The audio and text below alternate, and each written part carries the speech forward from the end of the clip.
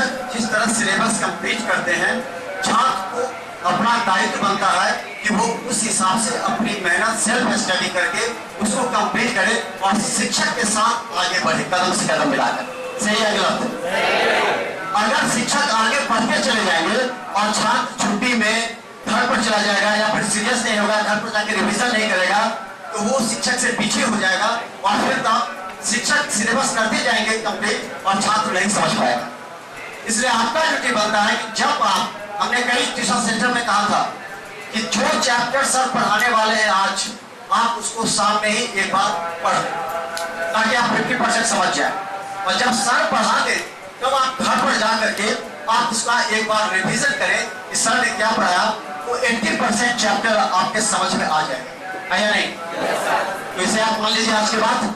और चलिए अब हम आपके सामने सर का एक इंटरव्यू लेते हैं और आप लोग बड़ी गंभीरता से सुनिएगा कि आपके सर का टेक्निक क्या है और किस तरह आप 2018 में सफलता का परचम लहरा सकते हैं और दरभंगा का नाम रोशन कर सकते हैं। सरकारी व्यवस्था से पढ़ाई लिखाई चल रहा है, वैसे दरभंगा ही नहीं बल्कि पूरे बिहार का जितना भी शहर है वहाँ पढ़ाई चौपट ही चल रहा है। कॉलेज में पढ़ाई नहीं होती है, स्कूल में पढ़ाई नहीं होती है, और जिसके चलते अगर सरकार अगर 9 बजे से 3 बजे के बीच में कोचिंग बंद कर दिया जाए तो हम संपूर्ण छात्रों का लगभग भविष्य अधिकतर छात्रों का चौपट हो जाएगा, क्योंकि उतनी संख्या में यहाँ टीचर के पास समय नहीं मिल पाएंगे जितना पढ़ाना रहेगा, और हमारा भविष्य इसके खिलाफ बिगड़ता चला जाएगा। इसलिए हमसे हम लोग सभी विद्यार्थी से आग्रह है कि इसको बंद नहीं किया जाए और हमेशा ये टीचर पढ़ाते रहे, ताकि जो कॉलेज में स्कूल में पढ़ाई अच्छा से नहीं हो पाती है और जो इसको ट्यूशन के माध्यम से लोगों को मिलती है, जिससे हम लोग काफ़ी अच्छा ऊपर तक भविष्य बनाएंगे। धन्यवाद। 9 से 4 व्यवस्था सरकार की, इसमें अभी तक अधिकतर जो व्यवस्था चल रही है, अधिकतर छात्र कोचिंग पर ही निर्भर है पूरी तरह से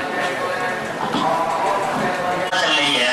इसमें अधिकतर छात्र कोचिंग पर ही निर्भर है, कॉलेज पर बहुत कम छात्र निर्भर है, क्योंकि कॉलेज में उस साल सर्विस की व्यवस्था नहीं हो पाती है और लोग अधिकतर छात्र भी कॉलेज जाना पसंद नहीं करते हैं।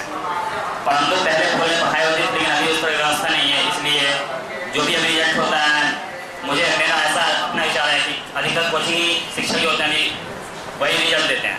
इसलिए अगर ये व्यवस्था लग गई, अगर कॉलेज में सही समुचित स्थिति से पढ़ाई नहीं हुई तो छात्रों का रिजल्ट चौपट हो सकता है।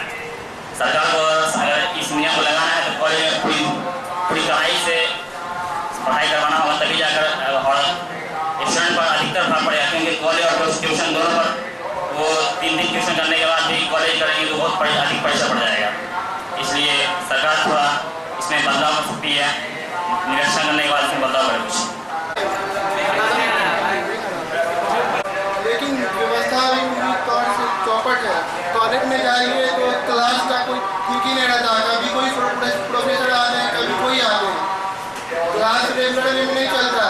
यहाँ कोचिंग में होता है कि हम लोग आते हैं तो अपना क्लास रेगुलर में चलता है, सर से जो प्रॉब्लम होता है वहाँ पूछ लेते हैं। कॉलेज में होता है कि आप जाइए कोई सर से कुछ भी पूछिएगा तो आने के टाइम अभी टाइम नहीं है। सोच रही है कि कोचिंग के टाइम में हम लोग कॉलेज वैसा सिस्टम भी करना चाहिए, जो कॉलेज का टाइमिंग ऐसा हो जो बच्चा जाए तो पढ़ाई भी ऐसा हो ना, जो इतने एजुकेटेड टीचर भी नहीं है कॉलेज में, जो हम लोग जाएँ तो प्रॉपर एजुकेशन हम लोग जो कोचिंग मिलती है वो हम लोग को कॉलेज में मिले। हम लोग कोचिंग आते हैं तो हम लोग पूरी बात समझ में आती है, जो हम लोग एग्जाम में जाके अच्छे नंबर से पास होते हैं, जो कॉलेज में बिल्कुल भी व्यवस्था नहीं है।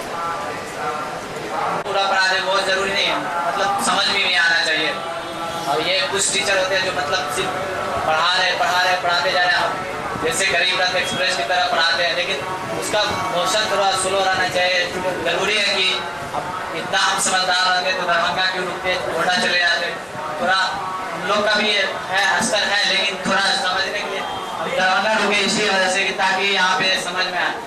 और यहाँ पे टीचर होते हैं मतलब सिलेबस तो पूरा कुछ करते हैं, 11th में तो बहुत सारे टीचर सिलेबस पूरा नहीं करते हैं, तो सिलेबस तो पूरा होना चाहिए। लेकिन ज़रूरी ये भी होता है जितना पढ़े वो ठोस पढ़े, ताकि अगर पढ़ ही रहे बहुत ज़्यादा पढ़ लिए लेकिन आगे बढ़ रहे पीछे का भूल है, तो इससे बहुत इफेक्टिव होता है कि क्या आप आगे बढ़ रहे हैं पीछे का भूल है, तो आप जैसे एग्ज़ाम में रहेगा तो एग्ज़ाम में तो ये तो तैयारी प्रिपरेशन करने में भी बहुत ज़्यादा दिक्कत होता है, और एग्ज़ाम में भी काफ़ी ऐसा लगता है कि अंदर कुछ है ही नहीं, मतलब कितना भी आप पढ़ लीजिए और समझ में नहीं आ रहा है, आप समझ के नहीं पढ़ रहे हैं, तो आप कितना भी तैयारी कर लीजिए तो उससे कोई इफेक्ट नहीं होने वाला है। मैं अजीत कुमार आप लोगों को बताने की कोशिश करता हूँ। कॉलेज में जितना भी क्लास होती है उसमें ज़्यादातर एग्जाम भी चलते रहता है, हर एक दिन कोई ना कोई एग्जाम चलते रहता है, इसकी वजह से क्लास बंद रहती है। सिलेबस पूरा होना चाहिए। सिलेबस पूरा हो जाना चाहिए, दिसंबर तक हो जाना चाहिए, जिसमें लगभग 200 से ऊपर क्लास चलना चाहिए और सारे विषयों की रखते हुए हमारा ध्यान दिया जाता है कि सिलेबस का मतलब यह सिर्फ नहीं है, खासकर बिहार बोर्ड का सिलेबस समाप्त कर दिया जाए समय पे। मतलब बिहार बोर्ड के साथ साथ हम लोग का यह भी दायित्व बनता है कि जब हम लोग IIT का भी तैयारी कर रहे हैं, इसके साथ IIT का भी सिलेबस समाप्त होना चाहिए बोर्ड लेवल को देखते हुए। और हमारे जैसे आर के सर है यहाँ पे हम लोग बोर्ड के सिलेबस भी समय पर समाप्त कर देते हैं और साथ साथ IIT का सिलेबस को समाप्त पूरे करने का प्रयास करते हैं। और सिलेबस समय पर समाप्त होना चाहिए, परीक्षा से कम 1.5 महीना पहले ताकि विद्यार्थी को रिवीजन करने का सही समय मिले और उसका सदुपयोग करके परीक्षा में अच्छा मार्क्स ला सकता है। क्योंकि इतना एक साल पढ़ने के बाद अगर 1.5 महीना का पूरा तैयारी कर लिया जाए, रिवीजन कर लिया जाए, परीक्षा में खासकर अच्छा मार्क्स लाया जा सकता है और टॉपर्स मार्क्स लाया जा सकता है। तो ये कहना चाहते हैं अगर सरकार ये नियम लगाए कि 9 बजे से लेकर और 4 के बीच में जो कोचिंग सिलेबस सभी स्टूडेंट से यही निर्भर है कि सभी दरभंगा का टीचर या कहीं का भी टीचर हो क्यों ना हो, क्योंकि सब सोचता है कि यही सब हमारा सिलेबस कैंपस से खत्म हो जाए, लगभग नवंबर से और दिसंबर के बीच खत्म हो जाए, तो कोई भी स्टूडेंट अपना तैयारी में लगेगा और जब तैयारी हो जाए तो लगभग उसको लगेगा कि हम आप पूरे प्रीफरेंस रहे थे, इसके बाद एग्जाम में बैठा वही नंबर अच्छा आता है। क्योंकि ये सरकार का नियम है कि 9 बजे से और 4 के बीच जो अभी लगाया है उस हर कॉलेज में अगर जो प्राइवेट सरकारी कॉलेज में है उसका तो हो जाता है, सिलेबस कंप्लीट हो जाता है। जो प्राइवेट कॉलेज में है उसका जो रिसोर्स है उसमें टीचर नहीं है, वो कैसे तैयारी करेगा, वो होगा टीचर है जो कि सिलेबस तो खत्म कर देते हैं लेकिन बच्चे को समझाने में असक्षम रह जाते हैं, जिससे होता है कि बच्चा तो सिलेबस तो खत्म हो जाता है लेकिन उसको फिर से रिवीजन में बहुत दिक्कत होती है। इसीलिए उसको समझा के फिर से पढ़ाना चाहिए, क्योंकि टीचर बनने के लिए तो कोई भी बन जाता है लेकिन फिर उसको समझाने में एक्सप्रेशन देते पाते हैं। बस कंप्लीट होने के लिए सर को पूरा डेडिकेट होकर बनाना चाहिए, बच्चे का प्रति बनाना चाहिए, बल्कि 45 मिनट पढ़ाते हैं, 20 मिनट पढ़ाए लेकिन सिलेबस को अच्छी तरह जो पढ़ाते वो अच्छी तरह से समझाते वही पढ़ाना हो। लेकिन सिलेबस में कंप्लीट आज दरभंगा के आधे टीचर सिलेबस कंप्लीट कर देते हैं समय पर, लेकिन वो अच्छे से नहीं पढ़ाते क्योंकि बाद में बच्चे को अच्छे रिवीजन करने में कठिनाई होती है अपने से। अगर सिलेबस समय पर कंप्लीट हो जाए तो बच्चे अपने रिवीजन करके और उस रिजल्ट में चार चांद लगा सकते हैं। यहाँ पर दरभंगा पूरा सिलेबस समय पर कंप्लीट नहीं होने के कारण बच्चे अपना रिजल्ट में 4 चांद नहीं लगा पाते हैं। अभी जो सर अभी मुद्दा रखे हैं कि गवर्नमेंट सिलेबस के लिए सबसे पहले गवर्नमेंट जो 9 से 3 तक जो क्लास रख रही है पहले उसको ठीक करना चाहिए और कॉलेज के जो प्रोफेसर है पहले उनको एजुकेटेड होना चाहिए और पहले उनको समझाना चाहिए।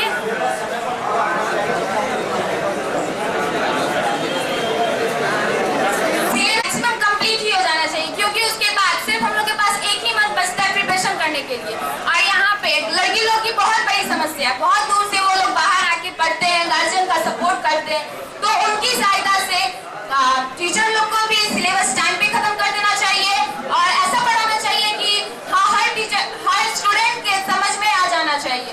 जैसे कि आर.के. झा सर वो हर एक चीज पार्ट समझाते हैं, हर एक चीज पार्ट समझ में भी आती है, वैसे ही चलिए हम बता दें आपको, लगातार छात्रों के विचार हम आप तक पहुंचाना चाहते हैं ताकि दरभंगा के उन सभी छात्रों तक ये मैसेज चला जाए कि समय पर सिलेबस कंप्लीट होना चाहिए। हमारे साथ गणित के शिक्षक हैं आर.के. झा सर।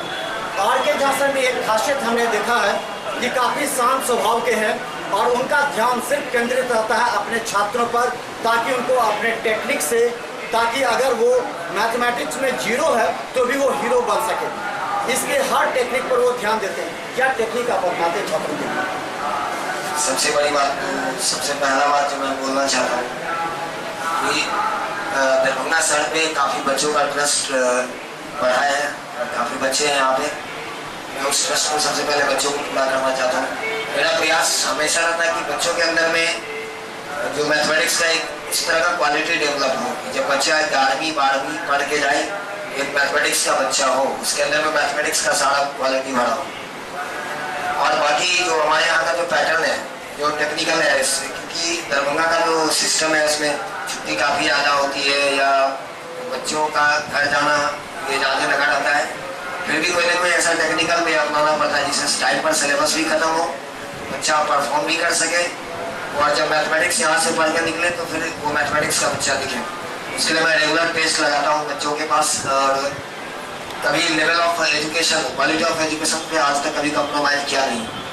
मैं क्योंकि यहाँ के बच्चे एक्चुअल में अपने स्तर को पहचानते नहीं कि किस स्तर तक मुझे पढ़ना चाहिए।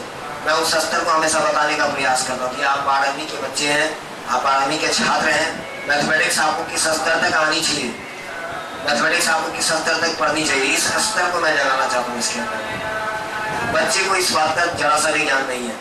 ये ज्ञान जिस दिन आएगा फिर उसके बाद क्वालिटी 100% डेवलप होगा। और यहाँ का जो बच्चा, जैसे कुछ देर पहले एक बच्चा क्वेश्चन किया था, एक्चुअल में यहाँ के बच्चा से ज़्यादा ब्रेन शार्प इस यहाँ के मिट्टी में किया तो फिर बच्चा कैसे नहीं तेज हो सकता।